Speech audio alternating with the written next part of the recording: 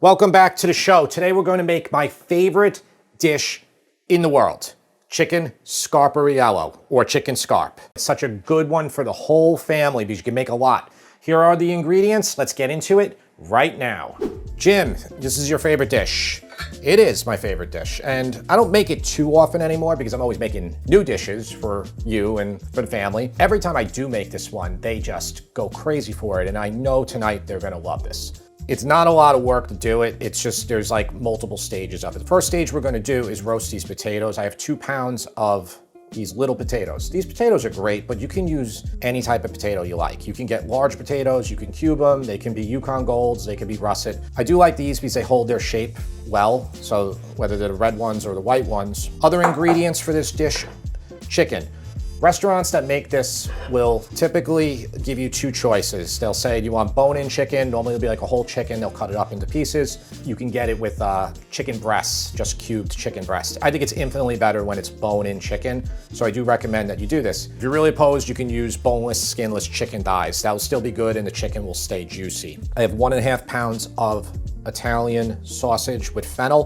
This is just a mild sausage. This is the type of sausage I recommend you use because if you use spicy sausage, or hot sausage, it's gonna interfere with our cherry peppers. And for the cherry peppers, we have 5 large cherry peppers that I seeded, took the stems out, okay, and chopped. This is like the signature of this dish. It makes it so good, so unique. So what's a large cherry pepper? What's a medium? What's a small? I have 2 large ones left in here. They're fairly large. And then these are more on the small to medium side. If you use the small mediums, maybe go like with 8 to 10. This is gonna be a personal preference. Try one. If you don't, if you don't like them or they're a little too spicy for you, then back off on it. 15 cloves of garlic. The large cloves of garlic I cut in half, and the small ones I left whole. This dish has a lot of garlic. A lot of places you'll get it at, they'll serve it with 40 cloves of garlic. We are making an Italian-American dish, one of the most popular in the New York, New Jersey area. Probably one of the best dishes in the world. I'm telling you, this dish is insanely good. And I've never seen it without a ton of garlic or cherry peppers. I like red bell peppers for color. I have 2 red bell peppers that I sliced. It just bulks it up. 1¼ cups of dry white wine, 3/4 cup of red wine vinegar, and 1¼ cup of no sodium chicken stock. No sodium chicken stock is important for this because these 3 ingredients are gonna make the sauce, the super sticky sauce. We have to power reduce it. If we reduce low sodium or regular chicken stock, it's going to be probably a little bit overly salty. So try to buy a no sodium. They sell boxes of no sodium chicken broth, or make your own chicken stock, and then you can control the sodium completely. Let's do the potatoes first. Heat your oven up to 425 degrees Fahrenheit. Set the rack to the middle level. I have potatoes right here. Just toss them with olive oil. Okay, just a decent amount of salt to start. Do this in a bigger bowl. I should have done it in a bigger bowl. Pepper. Let's season them up with a little bit more salt and pepper. I want these to be down, and we're just gonna roast these in the oven 30 to 35 minutes. We want just to get them really nice and golden on one side. No need to worry about that other side there, okay? If you were using like a large potato, cut them into cubes, and then I would say maybe flip them, so you get both sides. But for this, you just need to do one side. That's another reason why I love these potatoes. Only thing here is if you have too many on here and you're overcrowding, do 2 sheets. Okay, but this is 2 pounds, we should be able to fit them all. Okay, chicken thighs. I love chicken thighs. I think they're one of the best things you can use for so many dishes. So I have about 8 thighs here, it's about 3 pounds. Whenever you buy thighs, they're always gonna be like really overloaded with fat here, like overhanging. I would trim that up. You can save this fat for another use, but you don't want it here for this dish. See how far that's overhanging there? Okay, so just go like this. Check all the other spots. Okay, basically you're doing a little bit of surgery here. You want to be able to do this. I recommend not to be shy with this process because you're gonna just have too much fat, okay? That's perfect, just like this. It's well trimmed. There's another one. All right, we'll do it for the rest. Okay, I'm gonna bust out the 14-inch pan for this. Now, I just wanna tell you, even with a pan this size, we're not gonna be able to fit everything in here. There's just too much stuff. I'm heating this pan up to medium heat. Okay, stainless, just let it heat up for a couple minutes before you do anything. If you've been watching this channel a long time, you'd be like, Jim, didn't you make chicken scarp already? I did, but I'm making it more efficient today. Like in the other video, which was 5 years ago, I was just like, going in the oven back and forth, and I just want to do everything in the pan here, then we'll get it in the oven. Okay, so a little bit of oil now, olive oil. Just get it distributed in the pan. You don't need to do a stainless for this either. You could just do a non-stick, but just get a large pan, your largest pan. And we're just gonna brown the sausage, but not cook it all the way through. Okay, so that was like just a couple minutes. Just flip them over. You don't have to get them on all sides. Just get a little bit of color on them. Just cook them till they're at least hard enough that when you slice them, they're not gonna just turn to mush, okay? So listen, it's black right here. I'm gonna just deglaze. I'm just cleaning the bottom of the pan a little bit. Get this in here. I think we're good with oil, maybe a touch more. Okay, so I'm just gonna saute these until they get just a little bit of color, moderately soft. Just give them maybe 3 minutes on about medium heat. These are cool enough now so I can just slice them, okay, just like this. So you can just go kind of like a piece like this, all right? And you can see how it's still pink on the inside. It's not cooked all the way through. That's why we just wanted to just get the edges, but you can see how it's like breaking apart a little bit there. Just make sure your knife is sharp enough that you'll be able to cut through that not cooked all the way sausage.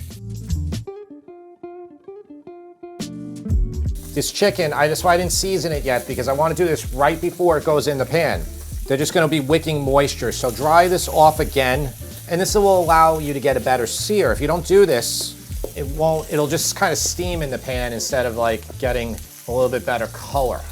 Nice amount of salt. Right now, let's do 2 teaspoons. We'll hit up a little bit of salt after it comes out of the oil, which will absorb it even better. Okay, salt and pepper on both sides.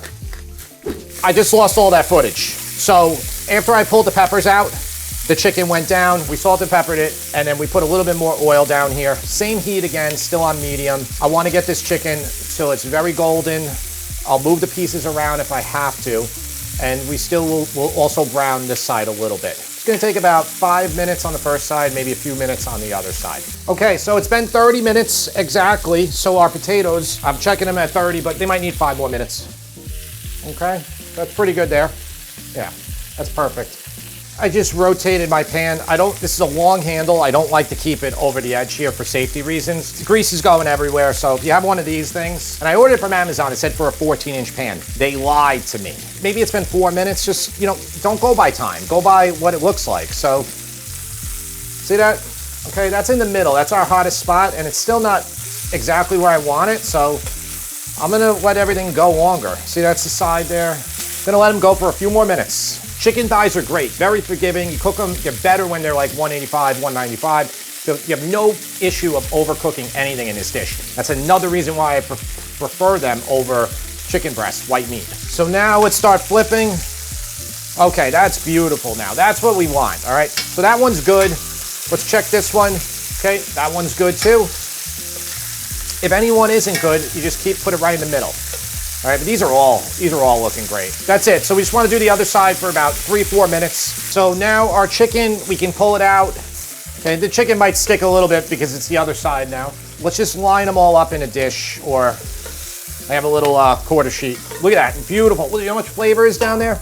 Let that go. You can actually knock this heat down a little bit more. And then on here, I like to just sprinkle a little bit more salt because it absorbs it right away. That's why I said don't use the full amount of salt in the beginning.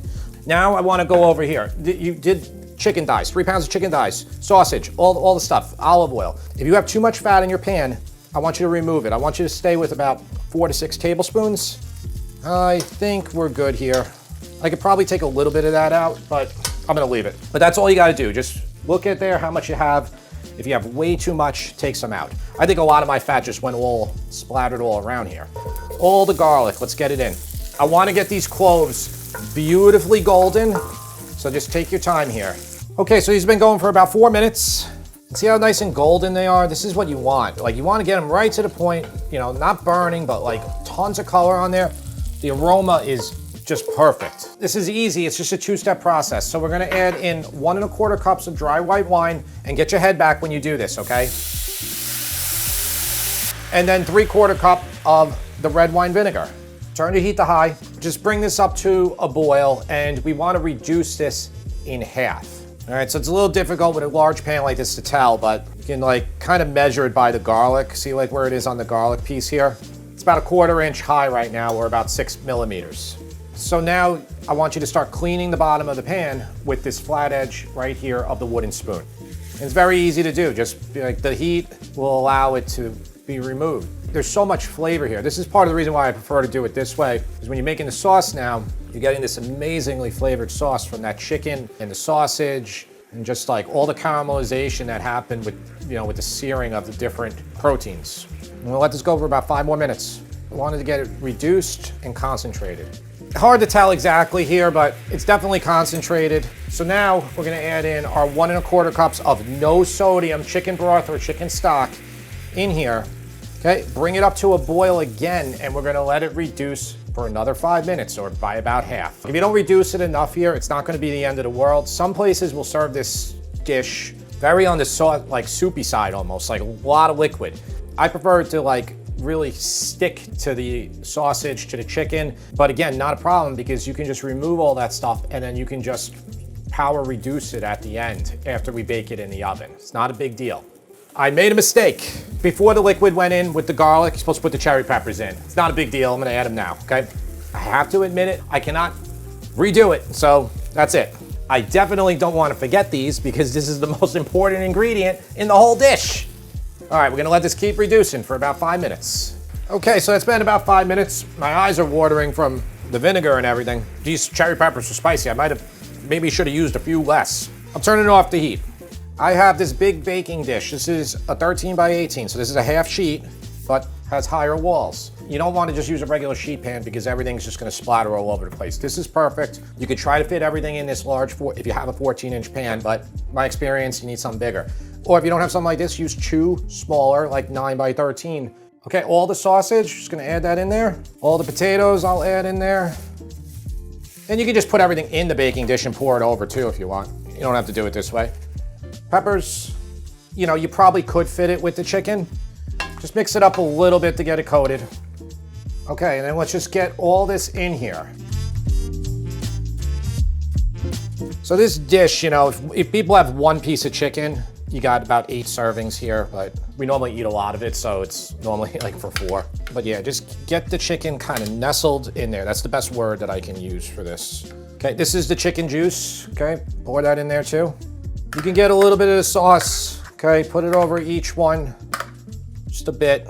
What's good here is we're using the same oven temperature as before, 425 degrees Fahrenheit.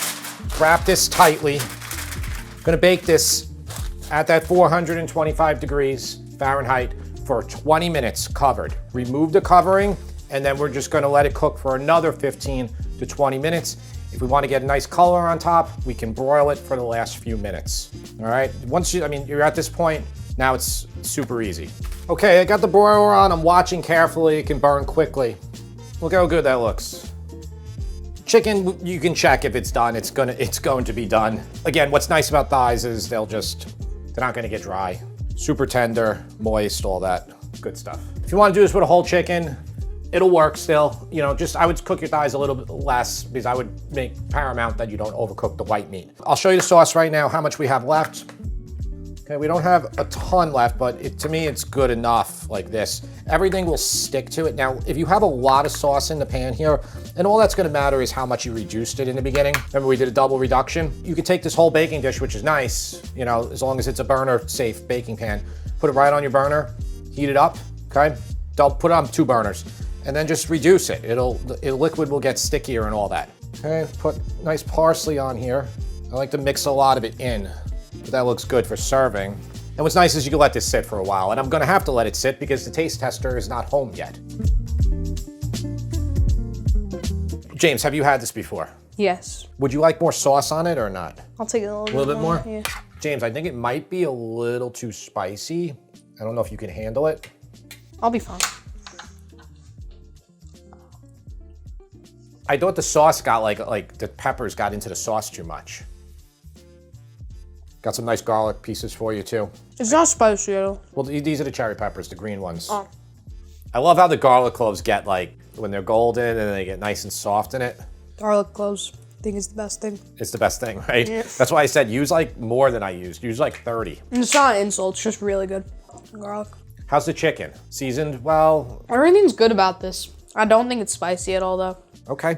Like you said it would be. I thought it was. What's the predominant flavor? Vinegar. Yeah. But It's like a vinegar chicken. and just very flavorful. I like it. This is my favorite dish. I know, I can tell it's not yours. Really? This is your favorite dish? I love this dish. I love that I can make as much as I want of this and have it, make it for 4 of us, or I can make it for 20 people. This is one of like the most solid dishes out there. It has chicken, sausage, potatoes, and peppers. You're not gonna get that much out of most dishes. So It's a full meal dish. yeah, it's very good. Like, you don't need a side for this. I like the vinegar. It's not my favorite thing though, Okay. but Why is it not good? Why is it not your favorite? it's not. I never said it's not. Why is it not your favorite, though? Cause there's better stuff out there. Like what? They want to know. What is it? Basically, like every pasta. Every pasta. So you're a pasta guy. That's what it is. So what does this get, James? I would give it like an 8.5 out. 8.5. Yep, solid. I'm not going to say anything. And I know what happens if I try to say anything here. You're going to, by the time I shut off the cameras, you're going to say it's a 7. So I will take my 8.5.